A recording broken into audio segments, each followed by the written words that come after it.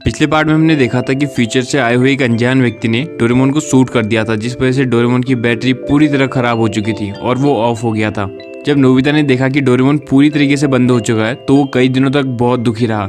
Nobita की mom और dad ने नोबिता को बहुत समझाया। एक दिन देर रात को जब नोबिता डोरेमोन को बहुत ज्यादा मिस कर रहा था, तब डोरेमोन का एक होलोग्राफिक प्रोजेक्शन उसके सामने आ गया था, जो कि डोरेमोन ने आखिरी मैसेज के रूप में नोबिता के लिए छोड़ा था। जिसके बाद नोबिता डिसाइड करता है कि अब वो डोरेमोन को ठीक करेगा और वो पूरी लगन से पढ़ाई करने लगता है और यूनिवर्सिटी में टॉप करता है। रोबोट्स का नॉलेज होने के बाद वो डोरेमोन के ऊपर काम करना शुरू कर देता है। काफी साल बीत जाते हैं और एक दिन उसके पास एक अज्ञात व्यक्ति द्वारा एक लेटर आता है, जिसमें सिग्नेचर के रूप में डी लिखा हुआ था। नोबिता सोचता है कि जरूर ये लिफाफा डोरेमोन ने उसको भेजा होगा, इसलिए उसको जल्दबाजी में खोलता है और खोलते ही पूरी तरीके से चौंक जाता है। अब आगे देखते हैं।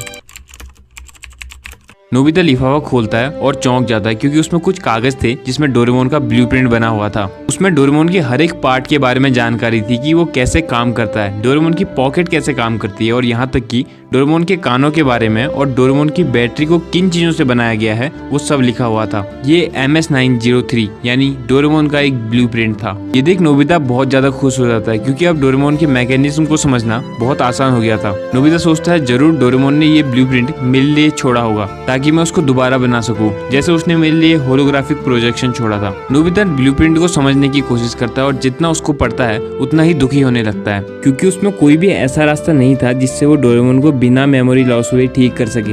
नोबिता के लिए बहुत जरूरी था कि वो डोरेमोन को उसकी सारी मेमोरीज के साथ ठीक करे। बैटरी तो ब्लूप्रिंट की हेल्प से बनाई जा सकती थी, लेकिन डोरेमोन की मेमोरी सेव रखना ये एक बहुत बड़ा चैलेंज था उसके सामने और इसी चीज की उसको इन्वेंशन करनी थी। नोबिता जब ब्लूप्रिंट को समझ रहा था तब उन्हीं में से एक कागज में कंपनी नेम के आगे MS लिखा हुआ था। नोबिता की नजर उसमें पड़ती है और वो MS का मतलब समझने की कोशिश करता है कि उसको ध्यान आता है कि MS मतलब तो मात्सुशिबा है, यानी जहाँ डोरेमोन को बनाया गया था। हड़बड़ी में नोबिता अपने ड्रॉअर को खोलता है और वो लिफाफे के कवर को चेक करता है जिसमें डी सिग्नेचर किए हुए थे।